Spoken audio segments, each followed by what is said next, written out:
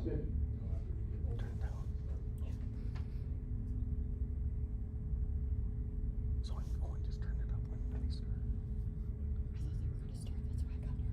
I know. So it's on. It's on. You remember what to do when you're done.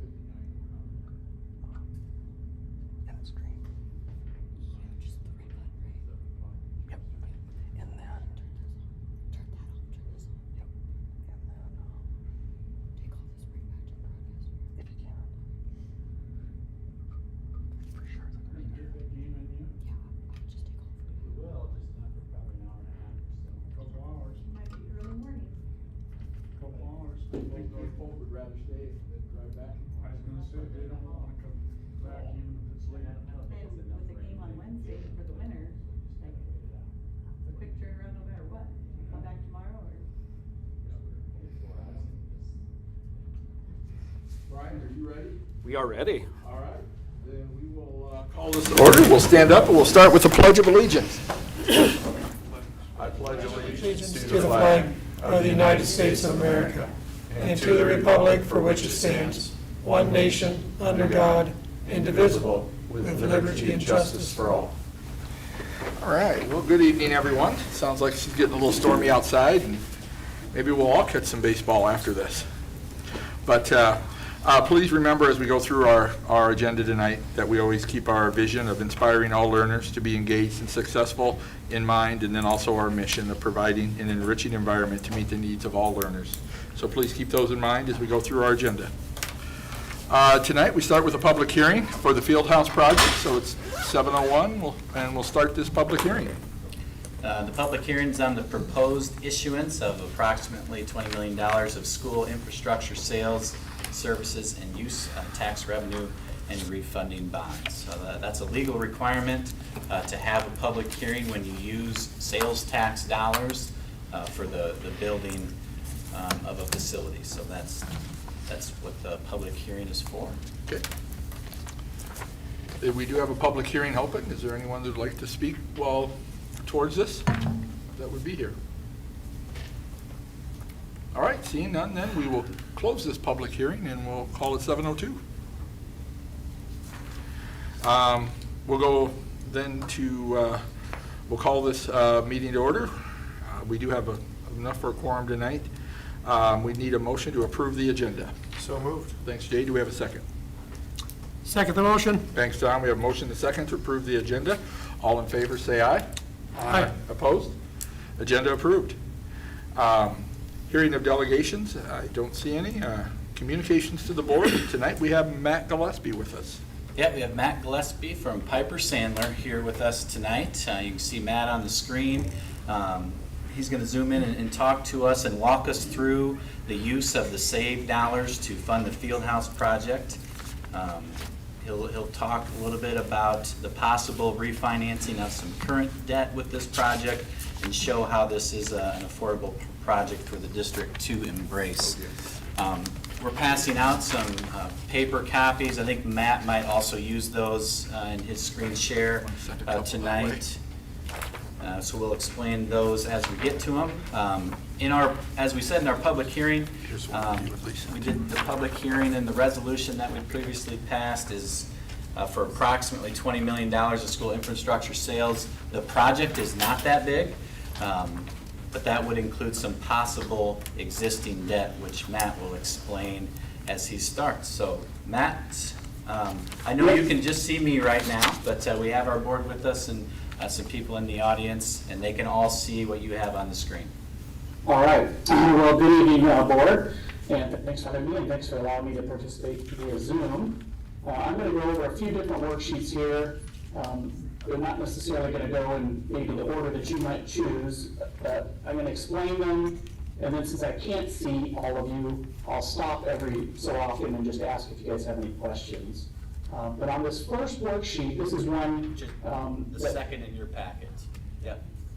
Yep. So this worksheet I just included because, as Joe said, part of the new bond issuance, presuming that the board moves forward with it, would be technically it's refinancing the old bond, but it's not refinancing it to save money, unfortunately, like what you would think of when you refinance, you know, your mortgage or something like that. And in fact, actually, the district has refinanced debt before and saved money doing that, so the board has taken that kind of action before. But in this case, the reason that it would need to be refinanced, and it really would be restructuring it, is because the coverage, what we call the debt service coverage, would not allow you to borrow as much money if you don't restructure that existing debt. And this worksheet that you see up here is just intended to kind of help explain why is that. So here, what I did was I left the existing payments in here. That's what you see here in this fourth from the right column. So if you don't do anything else, you don't move forward with the project, you don't borrow more money, you just keep on living life, you have currently about $1 million payments every year, the existing sales tax bonds that you already have. And that's what you see right here. But if you were to go out and borrow more money, or at least if you needed or wanted to borrow the most you could borrow, the most you can borrow is not necessarily dollar for dollar how much you could repay. Most banks would not lend you to that level. They're going to lend you to some level that is close to what we would call 1.2 times coverage. Or that means that you have $1.20 coming in from the sales tax revenue for every $1 that you owe to make a payment on the debt. So what you see right here is the existing debt remaining outstanding, and then you would have no principal at all being repaid on the new borrowing, because the interest alone, which you see during this period when that existing debt is outstanding, would be roughly $450,000. So when we add the $450,000, or in this case the $446,400, to that $1,034,000 payment, that means you would have total payments of around $1.4 million. And when we compare that to your anticipated sales tax revenue of about $1.7 million, that takes us to that 1.2 calculation. So in other words, with 1.7 million, you have $1.20 for every dollar that you owe to make this $1.48 million payment. Now, this would be perfectly fine if only generating roughly $10 million is enough. And if that ends up being enough, then you don't have to take out that existing debt. But the reason that you can't add more principal in these years, even though down here, but beyond the period of time when that existing debt is outstanding, you can see you have a very high coverage, 1.7. So you definitely have the capacity to add more debt out in these years, but you don't have the capacity to add more payment in the first 6 or 7 years when that existing debt is there. Because again, the interest alone, when added to that existing payment, is taking you down to that 1.2 number, and you can't go below the 1.2 in any 1 year.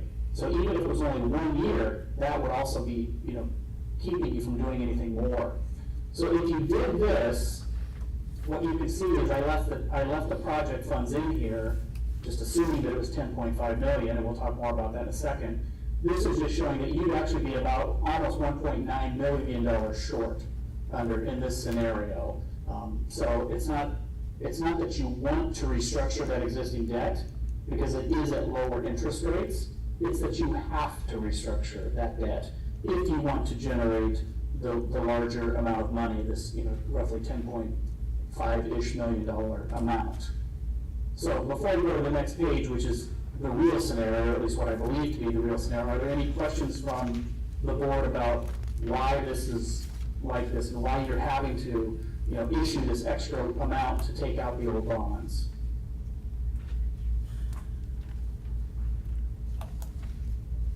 I think we can go to the next page, Matt. All right. I guess that means everybody can explain that. That's good.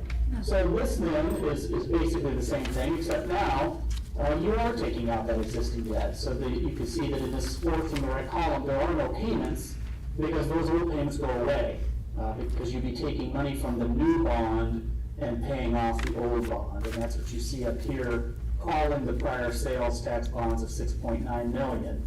And this is what we think is the real scenario. This is what we think you're actually going to do, assuming that the board is moving forward tonight with the public hearing, etc. So what you see then, if we just look at these boxes that are here, we'll get to this orange box in just a second. This is showing you issuing about 19.5 million of new bond principal. This is being stretched over a 20-year period of time, which it's not the limit. You can actually go longer than 20 years, but I don't personally believe that most school boards should do that. Of course, we would restructure it that way if you told us to do that.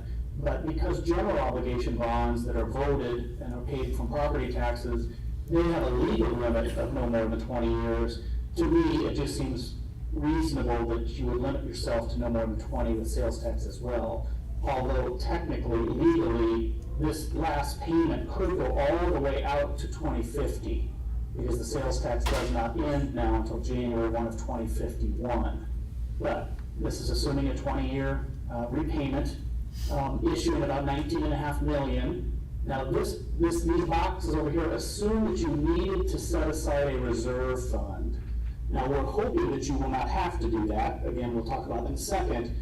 But this is kind of the worst case scenario. What if you did? What if we had to go out and do a conventional public sale of these bonds, where we ask big brokerage firms and big banks all across the country to bid on the purchase of them?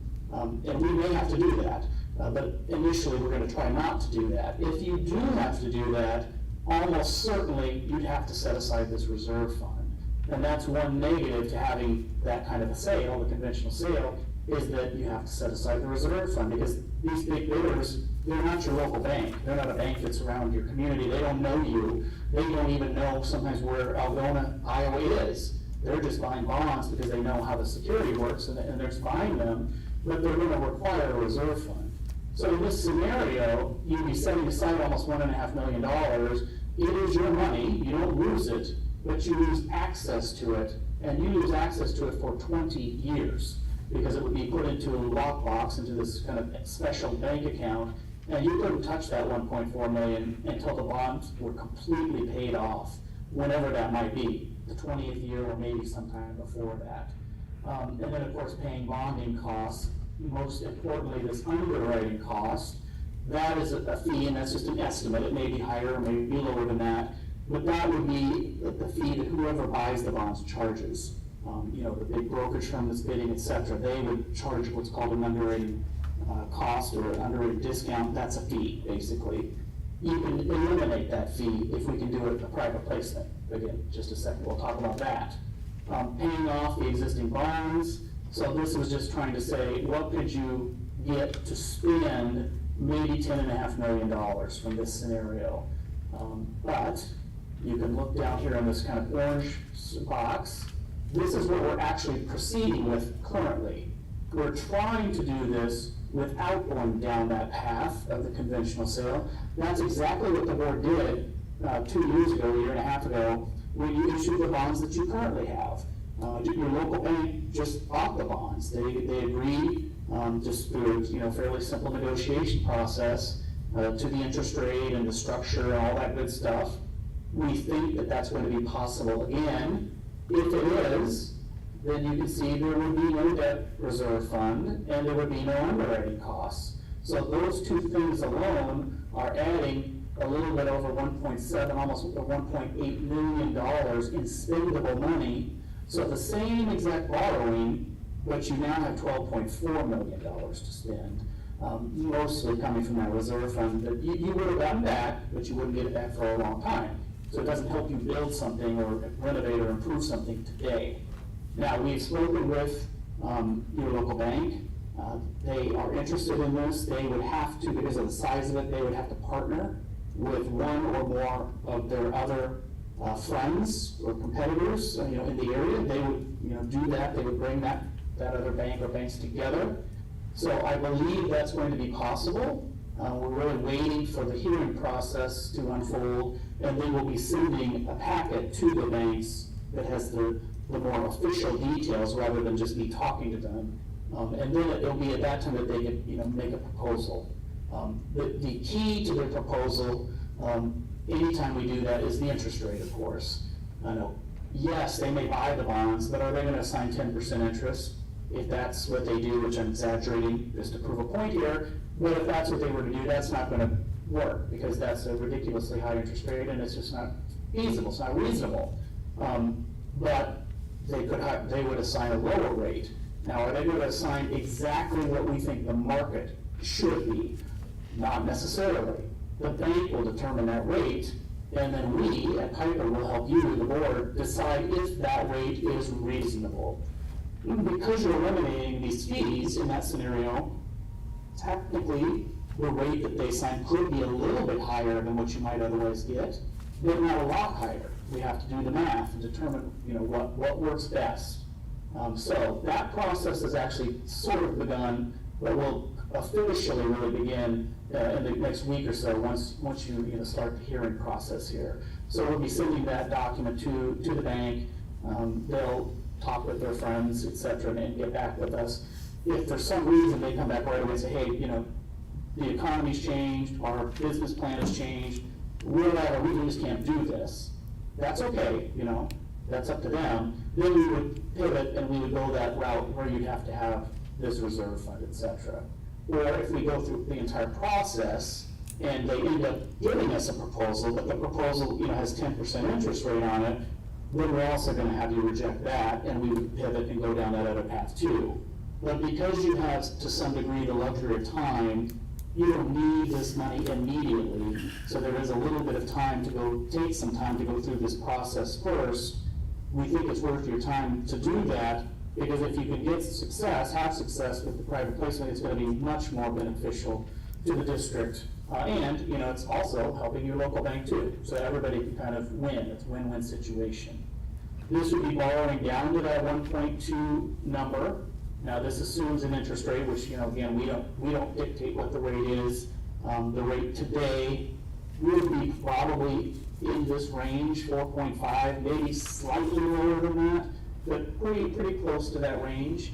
If you could issue general obligation bonds, just to give you an idea, so that would be a voted bond that requires property taxes, which is not what you're doing, but if you could do that today, a 20-year borrowing would be somewhere probably around 3.8-ish.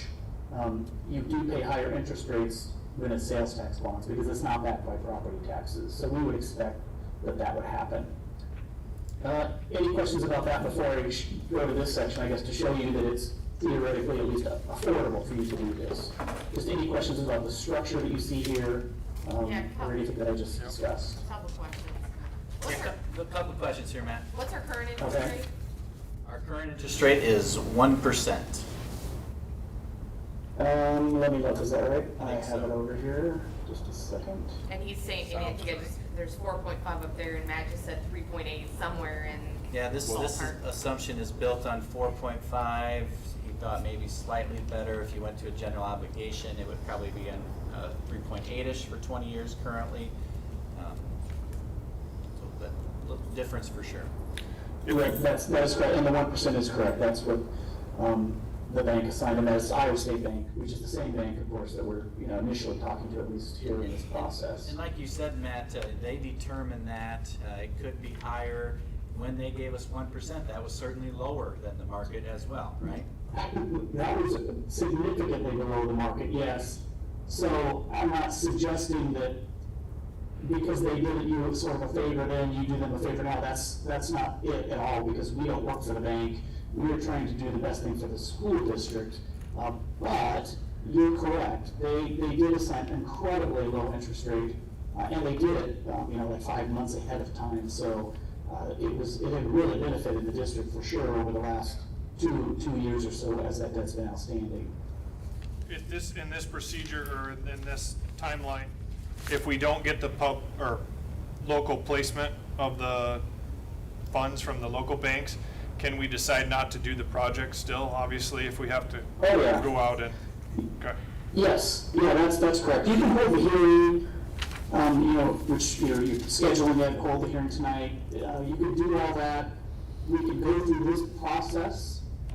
If you get terrible proposal from the bank or no proposal from the bank, you haven't spent any cost, because we're not going to charge you anything. Of course, you've spent a little bit for the newspaper because you've got to publish notice of the news of the hearing, which that's not a big deal. I can't speak for your attorney. I can't tell you that they wouldn't charge you anything, but I don't think they would. Or if they did, it'd be very minor. Yeah, you could completely reject everything and just stop the process and not move forward at all. Not do it ever, wait a year, wait 3 years, or pivot, like I said, and go down that other path immediately or a few months from now, or whenever it's needed. Are these bonds tax exempt for the local banks? Yeah, that is correct. They would be tax exempt, federally tax exempt. They would not be what we call bank qualified, which does not impact any of you that are individuals that might buy a bond like this, but it is important to the bank, but the bank understands that this would be not bank qualified. So that's also another reason why the 4.5% interest rate is being used here. If they were bank qualified, then it would be less than 10 million. You can only issue $10 million total in debt in a calendar year in that scenario. And then the rate might be just a little bit lower, not a lot, but 15 basis points to 25 basis points or something like that. Is there any feasibility to not restructure it? Go up to the sheet before that one, Matt. This is where, we don't restructure. We would have available, what is it? 9.92? 9 million? Yeah, you could still do this scenario, and if you had to do the conventional, you just take the 1.8 out. Yeah. So you'd have, 8.8-ish, 8.7 million if you had to go the conventional way. You'd still have, if you could do it the direct way, you wouldn't have this reserve fund and the underwriting costs. So you could still have, a little close to 10 million, even if you did go that way. This isn't accurate down here. I did not update this little section, so ignore that for now. So, I just want to make sure I understand that. So we have $10 million without a restructure. Yeah, that's correct. Okay. If the private placement method can be successful.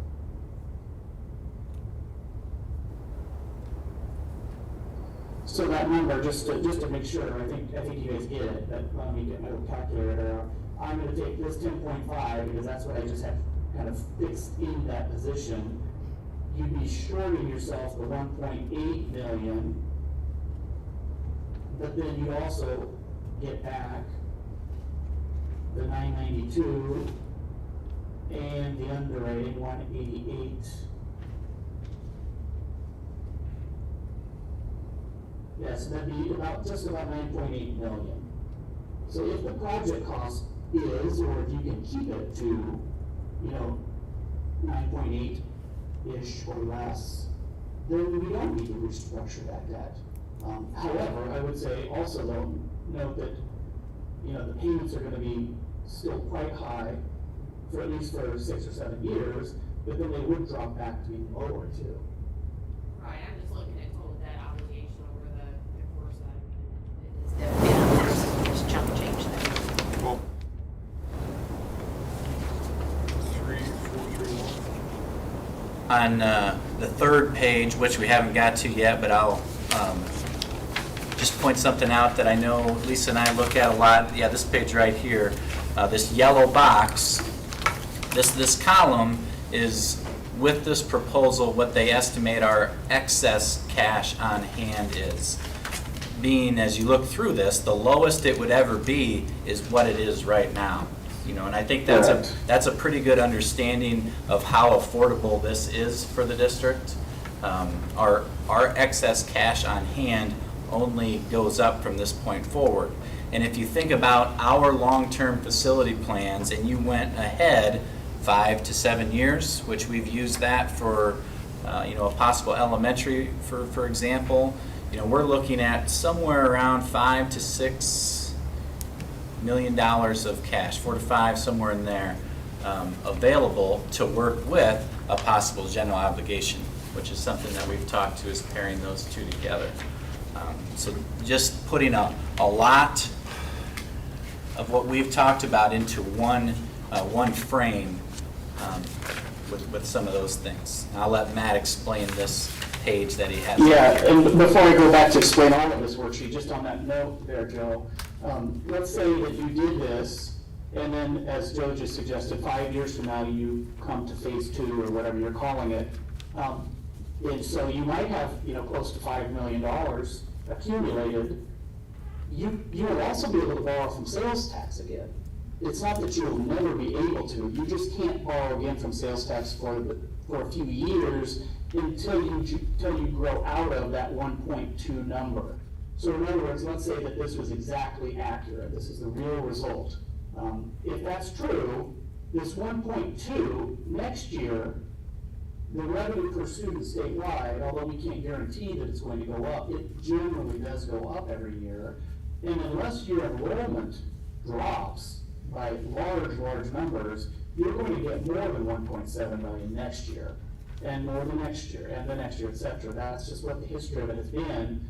So this number will grow to 1.9 to 2 million to 2 million one or whatever. And as this number grows, this number doesn't grow because this number becomes fixed. So all of a sudden, this 1.2 coverage has grown to 1.3 to 1.4, maybe to 1.5. And if you needed to, you could go back out and borrow again and borrow back down to this 1.2 number. And even if that wasn't possible, because the math just didn't work, then you could fund the rest of phase 2 with the general obligation bond, if you could get voter support for that. But you could maybe have 5-ish million plus perhaps a couple million from the sales tax borrowing. And both of those could be added together to decrease the amount that you might need to ask property owners to pay for with the general obligation bond. So what you see on this worksheet, and this worksheet goes, you can see up here 5 pages, it's going out literally 30 years into the future. So it's very similar to a checkbook. It just has bigger numbers than at least my checkbook does, and I assume probably most of your checkbooks, but the concept is the same. So you have $1.8 million literally in cash between PEPAL and sales tax. So this worksheet has both of those funds combined. You have that much money in the bank in January. So that becomes the starting point. And from that point forward, we start to add future sales tax revenue. That's what this blue-ish number is here. Of course, it's estimated, and it's based off of enrollment and sales tax revenue statewide. So it's not going to be exactly 100% accurate, but hopefully it's reasonably accurate and maybe hopefully even a little bit conservative. Your voted PEPAL money is shown here. That's this $370,000, and it keeps growing because we make a slight assumption that your property values continue to grow, which usually they do. You can see that in this particular worksheet, if you go out to the 3rd page of it, in 2033, that voted PEPAL revenue stops. Now, it may stop, it may not stop. Currently, it's going to stop because that's when your voter-approved voted PEPAL would expire. So you would have to renew it again by voting, and I did not make the assumption that that had happened, but it certainly would be up to the board and up to the community. But just know that this does assume that basically $850,000 a year of revenue drops off in 2033, and then your board PEPAL just continues to go forward, because really every school district does levy that pretty much. So that's all revenue coming in, and then you're taking money out to make the payments on this hypothetical new bond that you'd be issuing later this year. And the squiggly line is just showing you going from the old bond to the new bond. And then you also are spending just for other stuff. You're buying school buses, you're leasing school buses, you're buying computers, you're leasing computers, you're fixing carpet, replacing tuck pointing, replacing glass and cement, all of that kind of stuff. There's a reserved $1 million every single year to do that, plus inflation on that, assuming that those things get a little bit more expensive. There is the assumption here that the new donor monies of $900,000 continues to come in. You have gotten a few of those payments, but that is assumed that that person or persons do not renege on that, so those monies are a credit. And then you see this balance. So as Joe said, if you look in this top right corner, this is just looking and seeking, if you know this is an Excel worksheet, for those of you that know what Excel is. So it's just seeking in that far column to say, what's the lowest point over the next 30 years? Again, it's not perfect, it's not 100% accurate, but it's reasonably accurate. And it's suggesting that even if you did this, even if you borrowed $900,000 this 19 million and replaced the old bond and did a new 10 to 11 million dollar project, and you spend $1 million every year, and you got the next couple more payments, you would never have less money than you had in the bank in January. Now, are you really never going to have less money? No, because in some of these years you're going to go out and spend some of that money. You're going to spend more than $1 million in some years because you have other needs, you have other projects. So you may spend, when you get out here to next year, in the summer of 2024, you may go out and spend $1 million extra, or $2 million extra, because you could. At least it certainly seems like you could. So that might draw the balance down, but you'd be doing that, of course, with your eyes wide open, knowing that that's, what your intention would be. And then if you follow this all the way to the last page, which is the 8th page in this PDF document, I think it's the 5th page of the packet. Again, this is all hypothetical, but it's hopefully reasonable.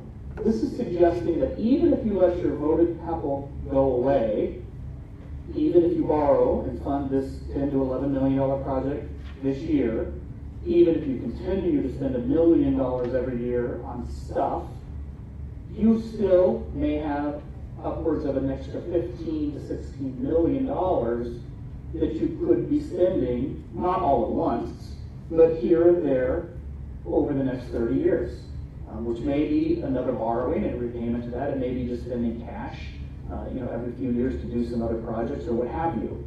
So if you look at this worksheet and you understand it and you think that the inputs here are, reasonable, making sense, then this would suggest, although I'm not saying that you should do this project because I don't live in your community and I don't know what you need and what you don't need, that's not my business. But if you think that the project is needed and valuable, what this worksheet is showing you is that it certainly appears that you can relatively easily afford to make the payments and still fund the other needs that you have from your extra sales tax, because remember, you're not borrowing dollar for dollar, and your voted couple and your board couple. Does that make sense to everybody there? It does, maybe I missed it though, if you mentioned it, that was phase 2. So, is that been taken into consideration at all, Joe, in terms of 6, 7 years down the road? No, not in this worksheet. That we have to. Because we would need a general obligation for that, so we would have to go to our community, go to our voters, which is, we rewind a little bit to March of this year when we had a work session on facilities. We talked about, in elementary can't be funded with saved dollars. We can't generate enough. On this entire worksheet that Matt has, we'll never be able to generate enough to produce that, although general obligation, we could. And if you pair that with existing dollars like some capital dollars and existing cash and even future saved dollars, then it becomes a relatively reasonable number to ask your public for. Yeah, a couple, I know you don't want this to drag out forever, but just a couple notes that I'm thinking of as you said those things, Joe. One, I think for most schools, when you can do a significant project like this that you're proposing to do now and do it without impacting people's property taxes, at least to me, it certainly seems like your community would be at least a little bit more in favor later of perhaps passing a general obligation bond that does require property taxes when they can see that the board was being prudent, building this new, $10 to $11 million thing without impacting taxes, and they can see the value of it and how it helps the community, etc. So I think politically that can be very beneficial to you to do this first, funding it with sales tax, and then if phase 2 truly does happen, then you could do that with the general obligation bond. Now, on the timing of the general obligation bond, I know it seems like, gosh, phase 2, that's a long ways in the future, and it's not something that you need to think about right now. But I'm going to tell you, I think you do need to start thinking about it right now. Because the election laws changed, the legislature and the governor changed the election laws this past legislative session, so you can now only have a general obligation bond election and also an election to issue sales tax bonds if you were to get petitioned in the process that you're going through right now. You probably wouldn't be. Most schools don't get petitioned, but occasionally if you have, You can only have those types of elections one time a year in November. So if you think that phase 2 is, let's say, 5 years into the future, well, you don't really have 5 years to plan that, because you're going to want to have an election at least a year before that, and maybe 2 years before that, to give yourselves the luxury of extra time in case the general obligation bond election were to not pass, because it takes 60% approval, so that you can have another opportunity and bring that question back before the voters, before you really needed or thought you were going to begin that project. And because you can only have the election once a year, you're going to have to begin that process of the petition, which is a different kind of petition than what would happen with sales tax, the petition and the education, the community, etc. I would say at least 3 years from now, if not sooner than that. And I think it's important to talk about here, it's important to talk about in our community. In the last 13 years, the district has built a new middle school, the Gateway. We've had some generous gifts that have also allowed us to build a performing arts center, and all of that building has been done without tax dollars, property tax dollars. 0 property tax dollars have ever been used in any of those projects. And the district's done a very good job of committing themselves to being conservative with their community. Yeah, the board, just as an outsider, I can tell you, and I'm not trying to brown nose you or the board, this is a fact. we work with about 90% of the schools in the state, so I see everything that's going on. Your school board and your prior administration, for better or worse, whatever you may think of them, for lots of different reasons that people look to their school and school officials, etc. They've been extremely prudent with that sales tax money. They've done amazing things with that money without having to ask property owners to pay up. And that is not happening in all the schools around the state. So that's something that you can be proud of if you've been a board member through that process, or you can look to those board members in the past and thank them for being good stewards of that money. So on this page now, I think you can see, I can see it back up there behind Joe, the timeline, which I know you also have a copy of.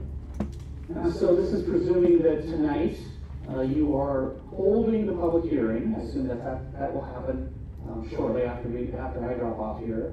You're having it for a larger amount than we expect. That's just to cover all expectations, just in case you had to borrow more money for whatever reason, good, bad, or ugly. You typically always have the hearing for a larger amount, just to cover it. So that's the public hearing. So you're going to have that hearing, open it, take any comments if they're already closed the hearing.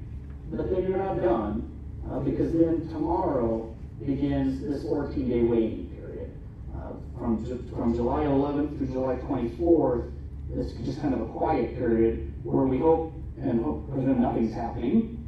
But that's the period when a group of citizens, and it would take a significant group, it's not just a handful, could potentially petition the board. If you do not get petitioned through the close of business on July 24th, then you can move forward. You don't have to move forward along this timeline, although we assume, at least as of now, that you are, but you could change that if you wanted to. You could issue the bonds anytime after July 24th, but not before July 24th. So you can see then, once we know that you've not been petitioned, then we would start later this fall, because we don't need to act right away. You don't need the money right away, even taking this extra step of trying to do it with the bank. This fall we would start to actually circulate that bid package to the bank or banks.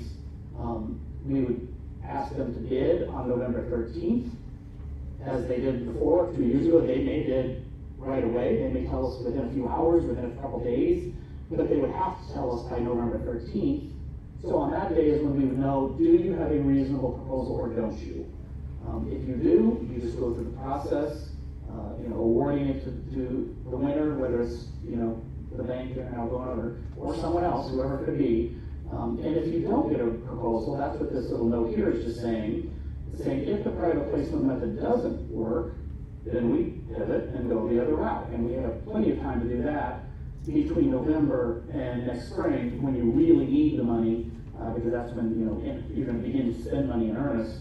But if this process does work correctly, then on the 28th, that's when you would just pass some more legal documents that are required in any of these bonding processes. And December 14th, the transaction would close and you would have the money literally sitting in the bank. You start earning interest on it. And the good news is that at least today, interest rates are higher. That sucks when you have to borrow money, but you can actually earn probably pretty close to what you're paying on the bonds, if things are similar to where they are today. If you put this money in the bank today, you can almost certainly get about 4% on it, just sitting idle while you wait for the construction to happen month by month by month, etc. Now, are you going to earn that much over the next 2 years or 3 years? We don't know. None of us have a crystal ball to know that. But the good news is that at least in the current environment, there wouldn't be really what we call negative arbitrage, where you're paying more on the bonds than you're earning. It would probably be fairly close to a wash during the construction period at least. So, any questions about the hearing process or overall questions that you thought of in the last few minutes? I think we're good. Thank you, Matt, very much for all of this. And we're going to pair this with looking at some of our architects' work that they've done, and they'll be in to talk to the board in August and kind of put all this together. But yeah, so I guess just real quick to end this, I know one of your board members asked, what could you get without taking the old bonds out? If you find over the next couple of months that you don't need to do that because $9 million is enough, or $9.5 million is enough, or whatever, just let us know that. That's great, and then we don't have to restructure that old bond because we're not going to really do anything more until October from this point on, and we can make all kinds of adjustments to the amount, the structure, the timing, as and if you tell me something over the next few months. okay. All right. All right, very good. Okay, thank you guys. Have a good night. If you have other questions, just let Joe know and he can pass those on to me and we'll get your questions answered. Have a good night. Thank you. All right. We'll continue to move on then, and since we've already approved the agenda, I went ahead. We'll move into consent items next. And you should have received them in your board packet, and if there's any questions or if there's any, Joe, do you have any updates or anything? Everything looks typical. Lisa's working to close up our FY 23 and head into FY 24. There's a little bit more to that this year as she's working in Laverne books and Algona books. But she's done a good job of that. You'll see there is a Laverne report in the consent items. So you can go through and see those. We still have those accounts separate, and we will, a few months for sure, as their bills kind of close up before we start to talk about moving those dollars or where we'll move them to. All right, any further questions? I make a motion to approve the consent item. Thanks, Andrea. Do we have a second? Thank you. Planning. We have a motion and a second then. Is there any further discussion? Hearing none, all in favor say aye. Aye. Opposed? Consent items approved. We'll continue moving then into our superintendent's report. Start by just kind of a summer sports recap. Our high school softball team ended the regular season with a 9-13 record, 6-8 in the conference. They opened up postseason play last Thursday at Humboldt and came up on the wrong side of a high-scoring game, but really competed hard all year long. Our high school baseball team ended up the regular season with a 15-14 record and 9-5 in the North and Central Conference. They won their first round game Friday at Clear Lake, and they're playing their second game tonight. I think it's been postponed till 3 o'clock tomorrow, but they're up 4-0 in that game to start. So both groups really represented the high school well throughout the summer. Staffing, we have 2 teaching positions that are not filled, and we do not anticipate filling those before the start of the school year. We do have plans in place that are good plans, solid plans that are good for kids. High school English course, where we're taking some of our electives and we're moving those to college classes. So everything is available to our kids as they were, just available in a different format from different staff. In the elementary, we have 6th grade ELA, which we're going to do some team teaching in in that process, using one of our teacher apprentices for this school year. Kind of a Tura update. First thing with the field house, kind of reminding ourselves of the objectives of the project. That we have around 70 middle school girls who attempt to practice volleyball in one gym every fall. We have 8 basketball teams that compete during the same time of the year, where we have 2 full-size courts in the district. Needing more court space is the one objective that we're trying to gain with the field house. Second, provide more wrestling areas.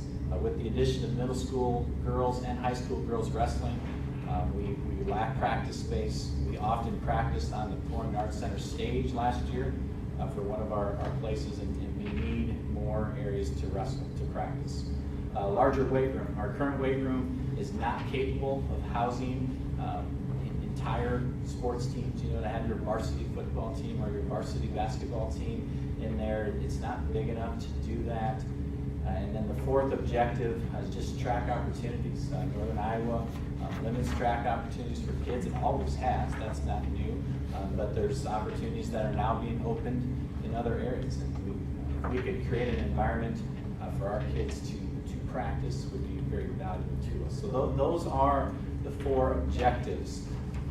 With those objectives in mind and working with our people, this is the current concept that Atura is working on.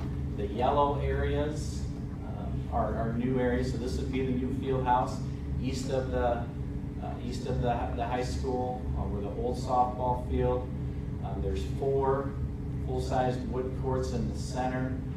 There's 2 more courts on the outside, which would be on the track surface. This is a 200-meter track in here, 4 lanes around here, and then 6 on the straightaway. Over here is an 80 by 80 wrestling room where you could fit almost 4 full mats. You could actually fit 4 full mats in it, but in working with our wrestling coaches, having that 10 feet here to come in, put on shoes, do those things would be valuable, so they've slid that over. This is the weight room, not necessarily the design of what would be inside, but where it would be located and what could fit in there. This entrance, there's actually 2 entrances. This would be the main entrance. This hallway right here, that's 4 feet above this field house floor. So there's steps going down here, here, and here, and then a ramp going down there. Hallways, that goes to the middle school. On this side, this would be a training room. We would repurpose then these areas, repurpose the larger of the wrestling room to the middle school media center. This would be an addition of a classroom/team room. It would have kind of theater type seats where we can have our health class. We don't have a place for health class in the high school right now, and really just an additional classroom space, which is always valuable to us. And we would need to keep 1 wrestling room. We would make this our middle school wrestling room, so we could still have multiple practices going on at once. Storage up here in the northwest corner. This, as it is about 67,000 square feet. They would have to dive deeper into a cost estimate, but right now they would do a rough cost estimate of about $12.5 million.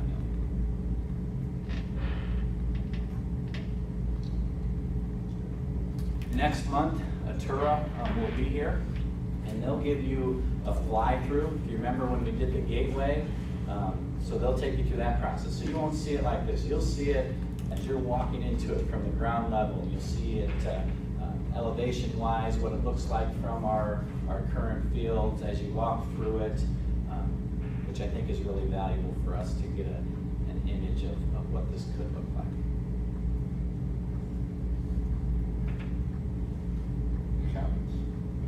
Anybody had it?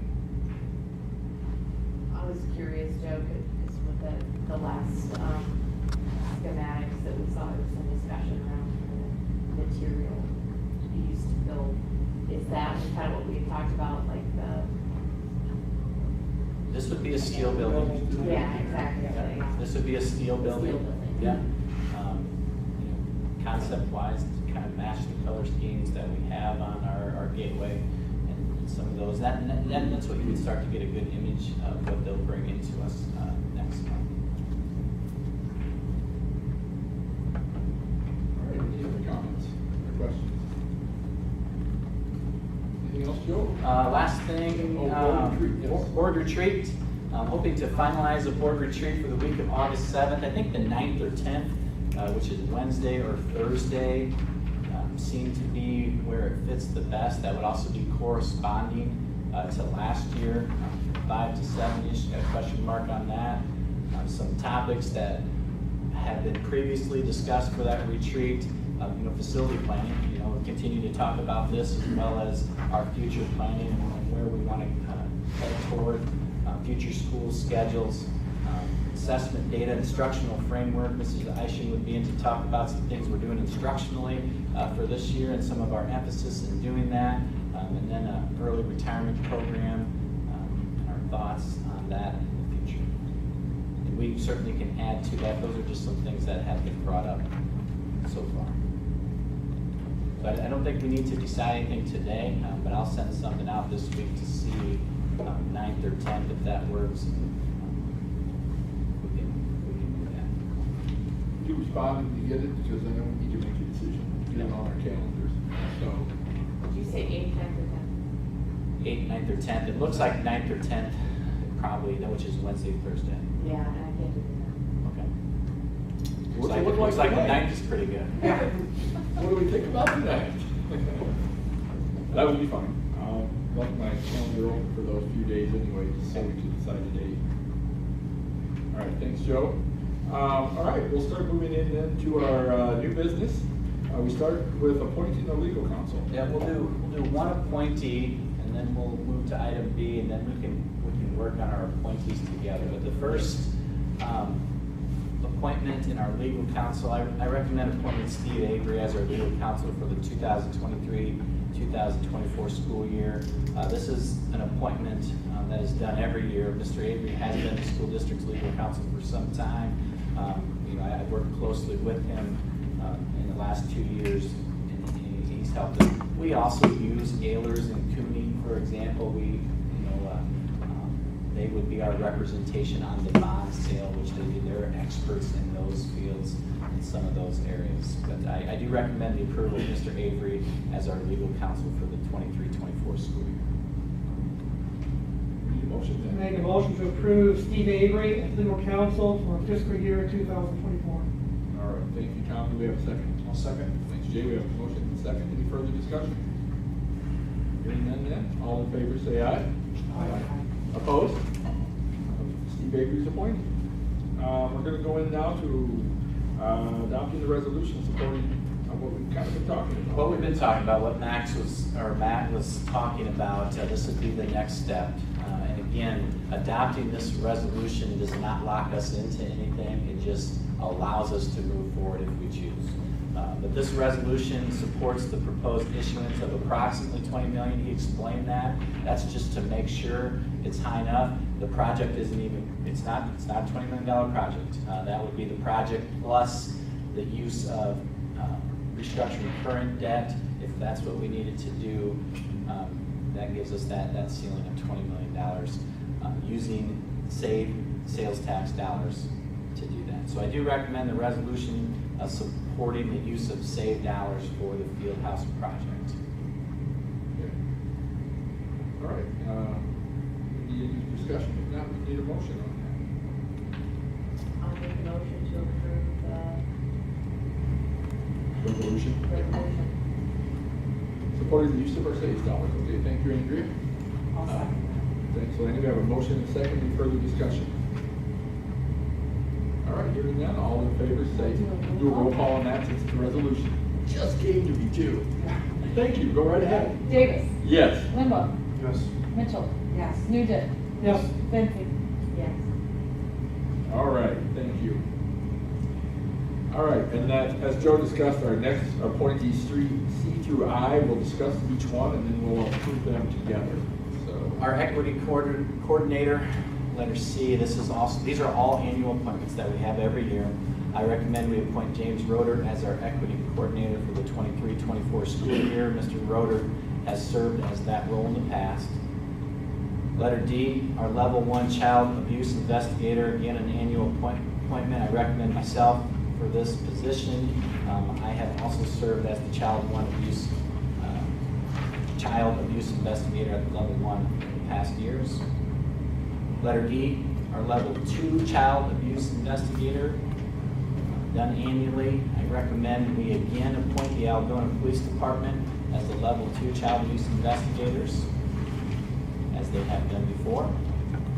F, harassment investigator. I recommend myself again for this appointment. This is an appointment I've held in previous years as well. Our 504 ADA coordinator, again another annual appointment. I recommend myself and all 4 building principals, Jared Cecil, James Roeder, Jill Schucher, and Brad Sudol for this appointment for the 23-24 school year. This appointment was held by all the principals and myself this past year also. H, the affirmative action coordinator, another annual appointment. Again, I would recommend myself for this appointment as a position I have held in previous years. And letter I, the homeless coordinator. I recommend we appoint Jill Schucher as the homeless coordinator for the 23-24 school year. Mrs. Schucher has held this appointment in the past and has gone through the required training for this position. And any other required training people do, I assume? Yep. Yep. Make a motion to approve all appointees. All right. Second that. We have a motion and a second. Any further discussion? Hearing none, all in favor say aye. Aye. Opposed? Motion's carried. All right, we're looking at the first reading policies of legislative changes. And I have the papers for you. It's lengthy, so I kind of want to explain what's on the papers as we go through it. These are all policies that have been updated following the 2023 Iowa General Assembly. Some of the highlighted topics, this is not an all-inclusive, but includes some legal changes to employee professional development, student graduation requirements, student gender, identity, and pronoun use, and instructional library materials, as well as some other things that we will go through.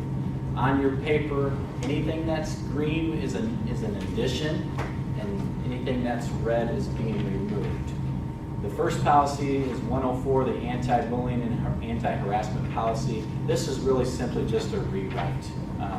There's not a lot different other than our policy did not match the recommended IASB policy. So it's an entire rewrite. Some of the things that are different, complaints have to be reviewed in a timely manner. They get specific with 24 hours. The definition of what is bullying is the same. Something else that is added, retaliation is prohibited. That is specifically in the policy, which it wasn't before. Moving on, the red is what ours formerly was. You'll see there's no retaliation piece to that. So it's just aligning with the IASB recommendation, which is what we do in all of these. 104R1, which is the anti-bullying and anti-harassment investigation procedure. It's specific. The investigation procedures are specific. We did have procedures before. There's just probably a little more to it. You'll have a link on your website. You have an alternate investigator. It goes through the investigation specifics that must be done, and not limited to these things. And then a decision when that has to be made. So again, not a lot of changes, just a rewrite to match the recommended policy. 213, public participation in board meetings. This is also a rewrite to reflect the recommendations of the Iowa Association of School Board. The rewrite does match our current practice of what we do. The board, we recognize the importance of citizen participation. We have a public comment period. Citizens just have to let us know prior to the meeting. That's one change from our policy, is we were specific to say you had to let us know 5 days previous. This just says we have to be notified prior to the meeting. It does have 5 minutes of total allotted time, which is what we've allowed in the past as well. But it specifically says that now. Matt mentioned petitions. You know, this says that we would allow petitions to be placed as a topic on the agenda. We would have done that. That was current practice already. It's just now board policy.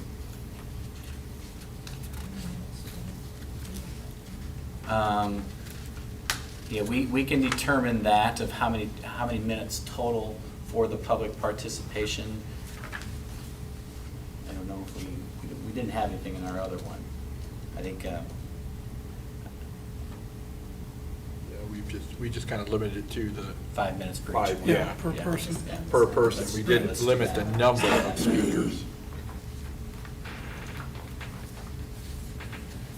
402.2 is a child abuse reporting. No change was needed. Our policy already matched. There are some of those things that we have been through in the last year to 18 months.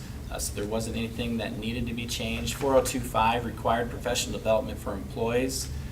The big change here is that when we have licensed employee professional development, we have to provide the employee notice indicating the section of the law or rules adopted by the state board that determines the requirement of that professional development.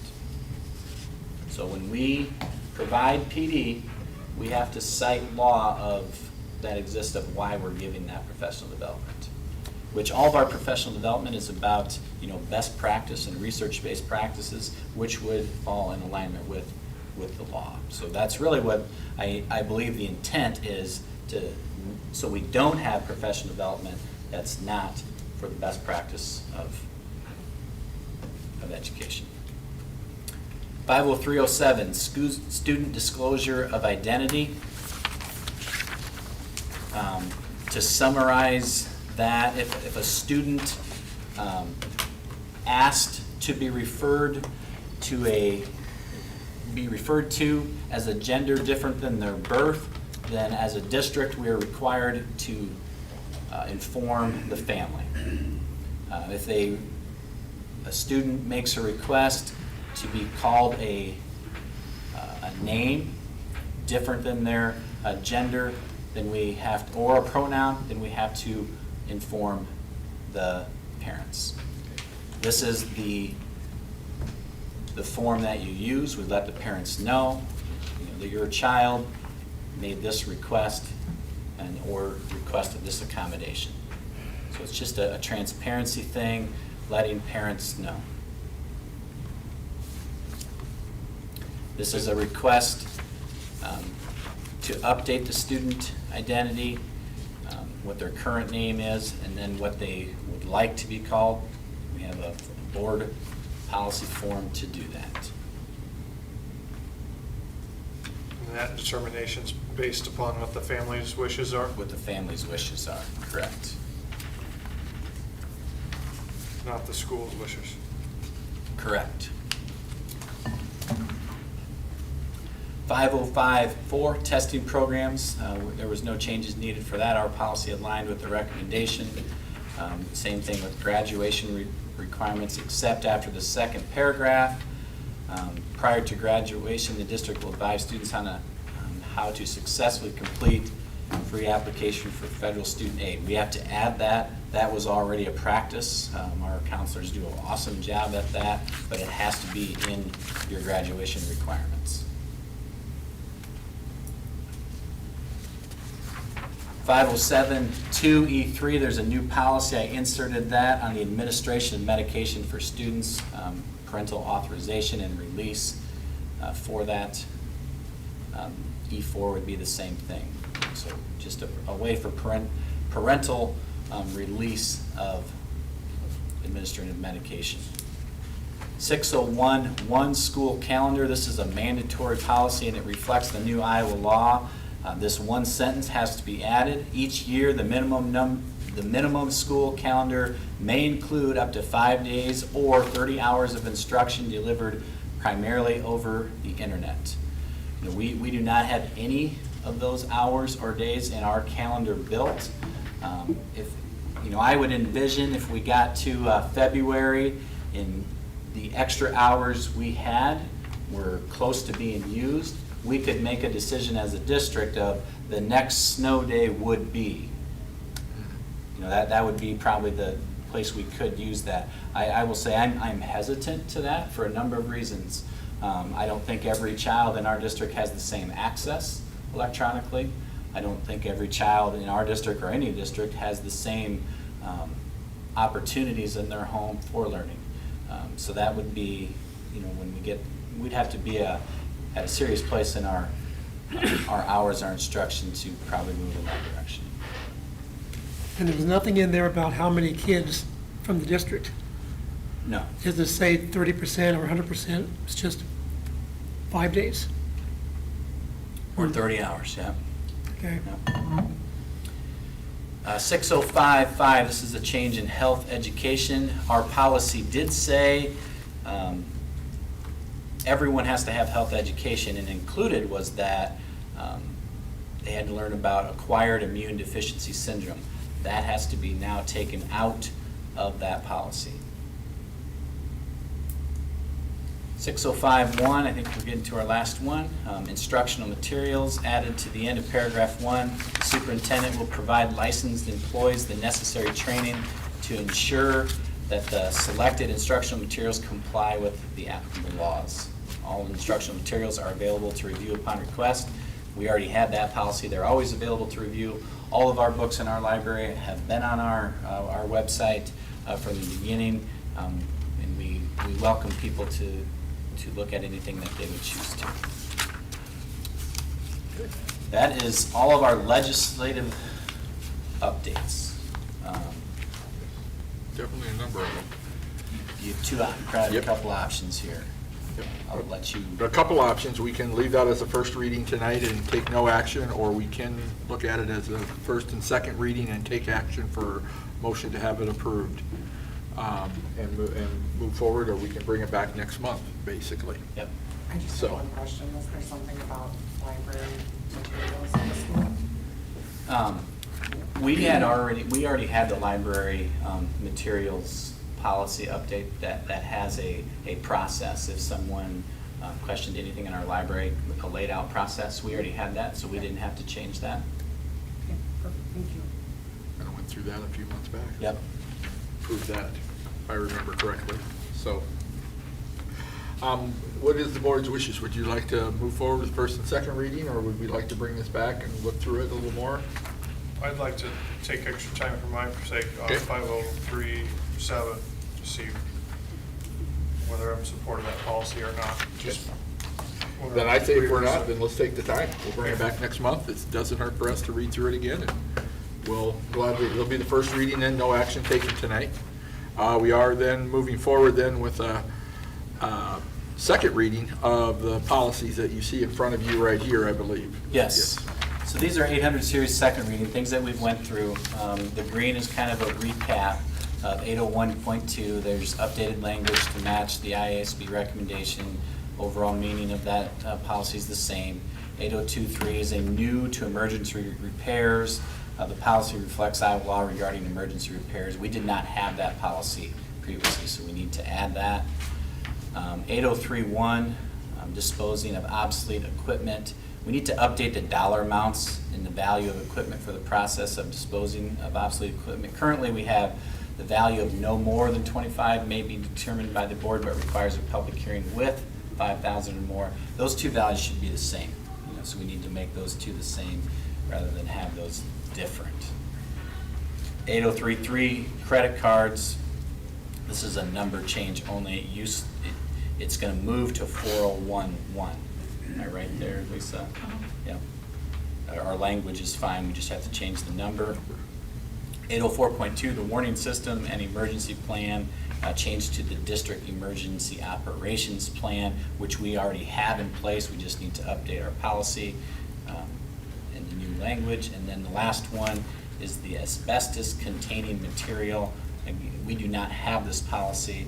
This policy says that we will follow protocol to inspect and replace asbestos, which we do and have this summer, but we need it in policy. On 8031, what are you guys suggesting we change those numbers to?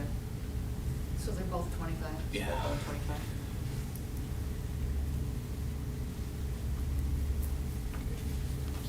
All right. Any further discussion?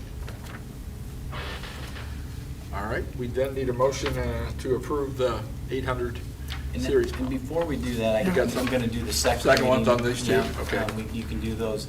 These are ones that, we've already had the first reading, we had them in May. These are the second readings, so we went through these. The meeting notice updated that we must be placed prominently, and we already do that, but updated to align to that.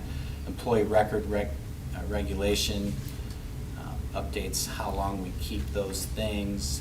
The credit and procurement cards, it's listed as 8033 update. Yep, just that number change. 4072 licensed employee contract release, clarifying language provided for guidance for the district for charging a reasonable cost to hire a replacement. So that is in policy if we wanted to do it.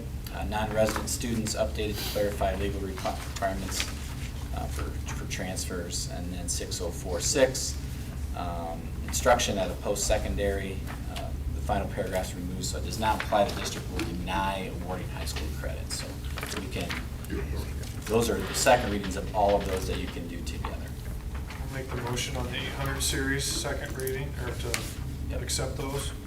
And then the 210.5, 401.5, 401.0, 10, 407, 501.2, 6046. Very good. All right, thanks for listing those, Jay. We have a motion. Do we have a second? I will second that motion. Thanks, Tom. We have a motion and a second. Any further discussion? Hearing none, all in favor say aye. Aye. Opposed? Second readings are approved. All right, looking at setting what our legislative priorities will be, and I appreciate you, Joe, kind of giving us some suggestions on that as we move forward here.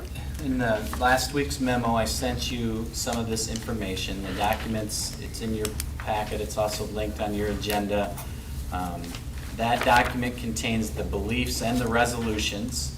It's organized that the beliefs are in pages 1 through 12, and the resolutions are on 13 and 21. 3 questions that we should ask ourselves. Number 1, are the issues in the platform, are there issues the platform doesn't currently address? So as we look through that, is there something in there that the Iowa Association of School Board is not doing for us that we wanted to? The second question with the beliefs and resolutions, beliefs are long-standing items representing the association's values. They largely remain the same. Do we think they should be different, or are those okay as they are? And then the third thing is selecting priorities. Now, no more than 4. I listed 3 that I believe would positively impact the Algona Community School District. I think there's many that may, and that's what we need to do, is come up with our priorities to submit to the Iowa Association of School Boards. 3 that I listed would be teacher recruitment and licensure. It supports additional tools to attract individuals to the teaching profession, extending the Teach Iowa Scholar, extending the teacher intern program, also create program for student teaching grants and stipend to expand teacher apprenticeships. We have teacher apprenticeship in our district right now. Mrs. Eischen leads that for us, and we think it's a very valuable tool for preparing people to teach. But it doesn't come with any financial support. It's currently being funded from state ESSER dollars, which will go away. And then we wondered what happens to the program, because it's a good program, but being able to fund it would be important. The second thing is supplemental state aid. The school aid formula is the biggest driver in providing resources for education in our state, and keeping that at a level that allows us to provide a high quality education, I think, is important. And the third is mental health. We've put some things in place to support the mental health of our students that I think are working very, very well. We have 3 people who work full-time in our district, a mental health therapist and 2 youth service workers. But we fund that through ESSER and alternative sources, including some grants from the care team in town.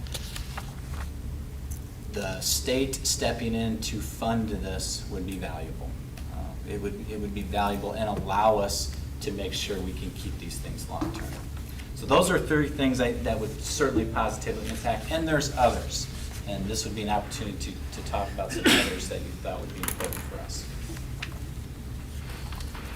I will pass something on. The ISD board spent many hours redoing legislative priorities.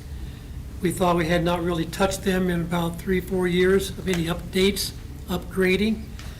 So we spent, I'm not sure how many hours over months, updating these to be what we think is current and beneficial to Iowa schools.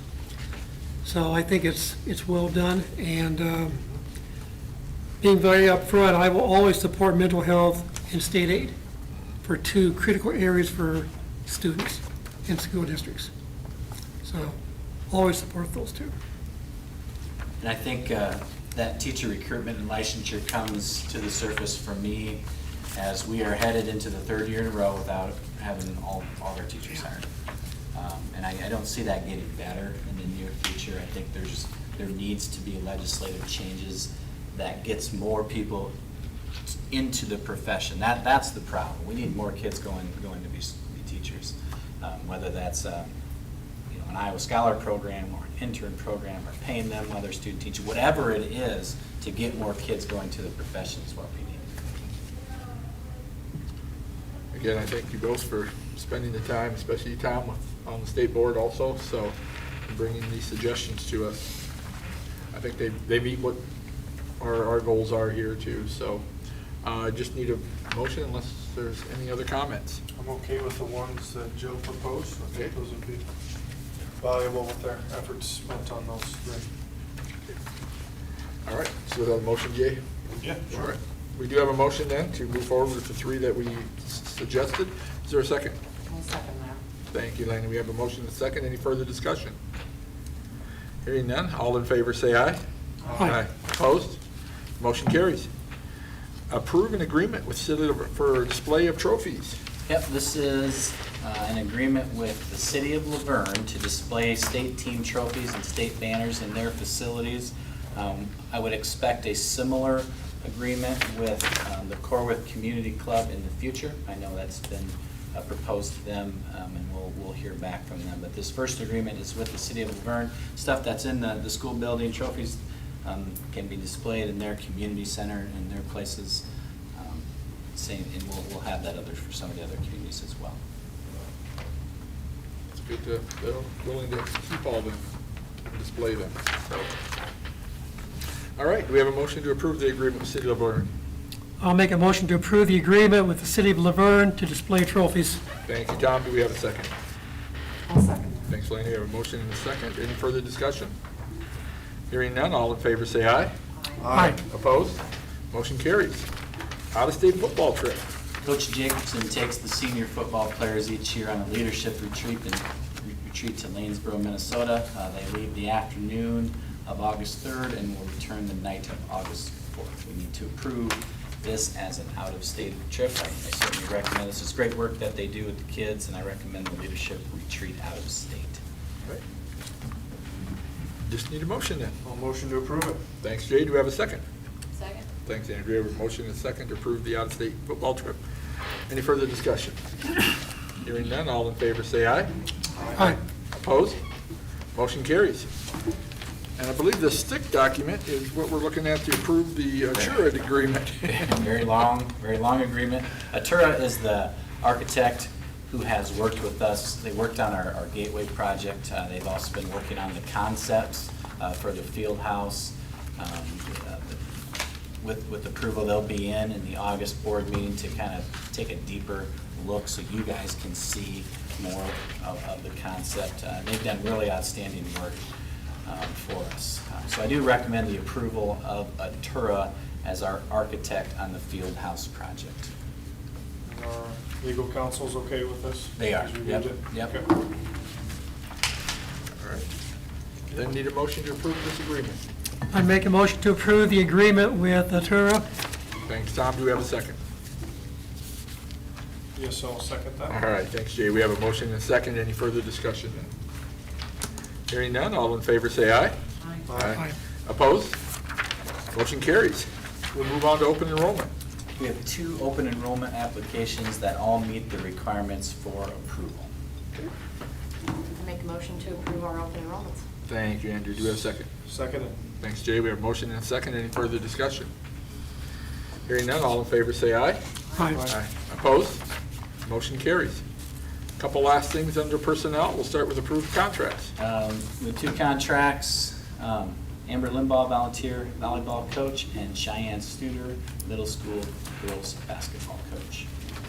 All right. Need a motion then for approval. I make a motion to approve the new contracts. Thanks, Andrea. Do we have a second? I'll second that. Thanks, Lanny. We have a motion and a second. Any further discussion? Hearing none, all in favor say aye. Aye. Opposed? Contracts approved. Move on to resignations. 2 resignations, Heidi Morris, Bertha Godfrey, teacher associate, and Michelle Stone, Bertha Godfrey, teacher associate. And we thank both of them for their service. So these still looking to probably replace? We do Make the have a game? couple, these, for sure, we need to Yeah. replace these, yes. Okay. All right, need a motion then to approve the resignations. So moved. Thanks, Jay. Do we have a second? Second vote. All right. Andrea.